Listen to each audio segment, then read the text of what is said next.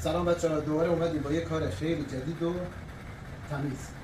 یه اگزوز ساختیم تقریبا از شامل 20 تا زانوی شیش گازی و یه دونه مخزن سنتر هم واسش بستیم این وسط که صدای ماشین رو کمتر کنه.